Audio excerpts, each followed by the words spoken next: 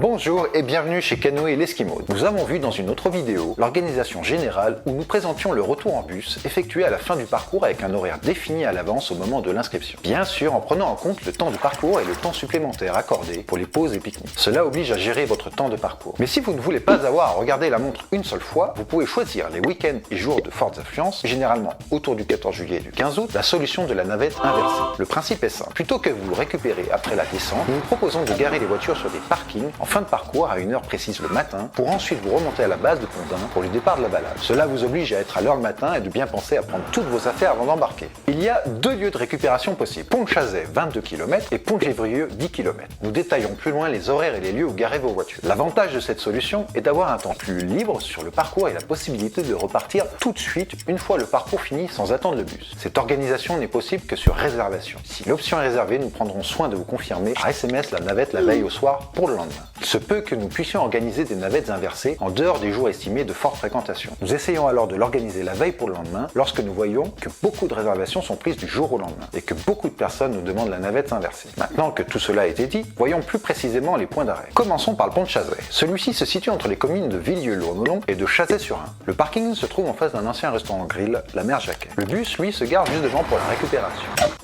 Quant aux horaires, ils sont les suivants. Un seul ramassage à 10h15 pour les jours de semaine de fortes affluences et deux ramassages à 9h15 et 10h15 pour les week-ends et jours fériés. Encore une fois, il peut y avoir des possibilités sur d'autres journées. Tout dépend du nombre de réservations à la veille d'une journée de location. Pour vous aider à trouver le lieu de parking, vous pouvez trouver en bas de la page Transport par bus un plan à télécharger avec des images Google Satellite. Le pont de Gévrieux, lui, se situe sur la commune de Châtillon-de-la-Palue, à proximité de terrains de tennis, de foot et de courses de lévrier. Le parking où vous pourrez vous garer se trouve juste à côté du terrain de tennis. Pour y accéder, il faudra prendre un sentier se trouvant à droite après le pont si vous venez du village de Gévrieux-Châtillon-la-Palue. À gauche avant de traverser le pont si vous venez du village de Saint-Maurice-de-Raymond. Prenez bien le sentier de gauche, celui de droite mène directement à la berge, mais ce n'est pas autorisé au stationnement. Puis rejoignez les terrains de tennis au fond. Prenez toutes vos affaires et revenez à pied vers la zone à l'entrée de la berge où se gare le bus. Quand vous avez réservé cette option, veillez à bien garder le téléphone portable que vous avez donné à la réservation. Et lorsque vous vous présentez au chauffeur de bus, merci de bien donner votre nom donné à la réservation. Et nous nous excusons par avance si les noms sont écorchés, ce qui peut arriver. Encore une fois, nous comptons sur votre ponctualité car le bus ne peut pas prendre de retard. D'autres personnes l'attendent au tour suivant. J'espère que cette vidéo vous a été utile. N'hésitez pas à visionner les autres vidéos sur les pages conseils pratiques, parcours, tarifs, etc. afin de préparer au mieux votre séjour. Sur ce, nous nous disons à la prochaine et d'ici là, bonne journée.